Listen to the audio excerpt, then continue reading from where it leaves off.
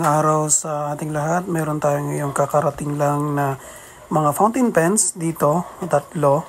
So we have clear na mga fountain pens. Ito yung Jinhao 992 transparent na 0.5 nib. So meron din tayong hindi pa nalagyan dito na fountain pen, yung kulay green. Lalagyan natin yan ng black na kulay. So far, yung dalawa kanina na transparent, nalagyan na natin siya ng blue at saka red. So meron tayong ink dito na Rafaela. Ito yung binili natin din sa Lazada. So as we go along, itabi lang natin ito, tapos bubuksan natin yung ating black na Rafaela ink. So kailangan natin ng tissue paper dito kasi medyo magiging messy. So nakita nyo yung aking kamay, meron ng mga red saka blue kasi naglagay na ako kanina ng kulay. So ito yung aking green na binili. So far nagandahan kasi ako dun sa kulay. Ang gusto ko sanang bilhin is lahat is clear siya, parang kita-kita yung ating mga kulay dyan. Pero ang ganda kasi ng kulay niya, kaya ito yung isang pinili ko. Ito yung lalagyan natin ngayon ng ating black na ink. So screw type siya. Meron siya nitong ating cup na may pangalan naka-engrave na Jinhao. Wala nga lang siyang yung ating number nung pen at saka pen size. So meron din tayong banda dyan naka-engrave dun sa loob, parang in-check yung kanyang engraving dyan. Okay, so malit lang siya. So parang kalahating dangkal lang siya. Nakita niyo yung kamay ko. Isang lang siya, isang pen lang siya. So bubuksan natin. Ito yung kanyang vacuum filler na pag nilagyan ng ink. So there are two types na pwede nating lagyan yan. So far ngayon tanggalin muna natin yung ating ink bottle, yung yung cup niya, para malagyan natin. And then there are two procedures na pwede natin gawin. Ayan, tatanggalin natin yan and then isusuksok natin na ganon. Okay, pero hindi maganda yung ganong paglalagay ng kasi na experience ko yan kanina. Mas maganda kung isusubsob nating buo yung ating fountain pen para may laman na agad yung ating nib. So yan, susubsob natin siya. So be sure na isubsob nyo lahat hanggang dun sa hawakan niya para sak niya yung ating ink. So nakita nyo hindi masyadong nakasubsob, hindi niya nahihigop yung ating ink. So yan, itaas lang natin, screw lang natin pataas. So ganyan siya kumuha ng ink natin. Hindi yan mapupuno ng full. So okay lang din naman yan. Ang importante is magsusulat yung ating fountain pen. So pagkatanggal mo, itaktak mo lang ng konti. Tapos ang gagawin natin dyan is pupunasan natin siya ng tissue paper para hindi masyadong messy.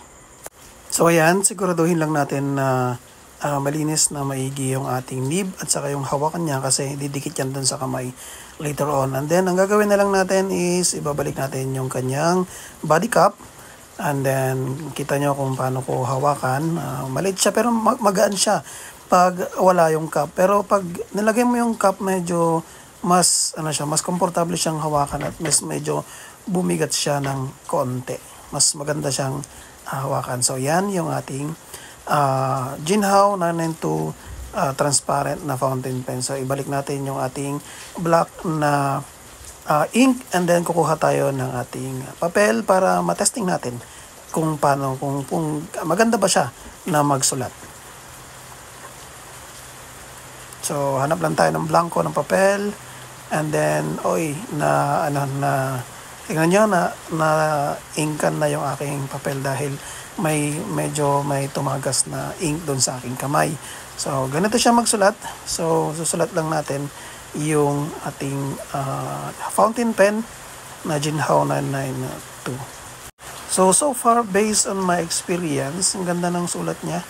Para lang din siya nagsusulat ng ating mga pilot pens na mga may ink. Okay?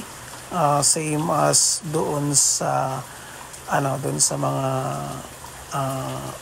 gel pens natin. So, subukan din naman natin yung ibang pen na may kulay na blue at saka red para makita nyo yung mga pagkakaiba nila. So far, ito yung ating pen na blue. Okay. So, pag nakikita nyo dito sa pagsusulat ko, medyo malabnaw yung ating blue na color na pen ng Rafaela. Yan ay dahil sa hindi ko inalog yung kanyang ink bago ko nilagay. Pero pagkatagalan, nagiging mas na siya, mas dark na siya. Ngayon ito namang red. So far nagustuhan ko tong red para siyang dugo yung kulay pag nandun sa loob. So yan, susulat natin para makita nyo kung gaano kaganda yung ink na red natin.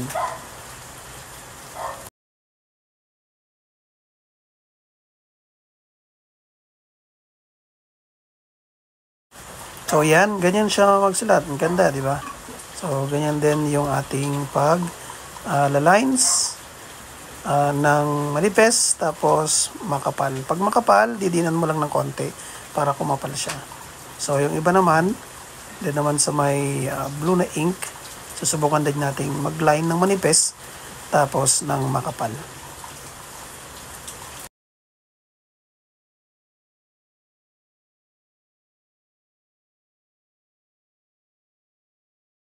Then dito naman sa black, susubukan natin mag-line ng manipis and then ng makapal. Okay, so yan yung tatlong kulay ng ating fountain pens at paano siya ginagamit.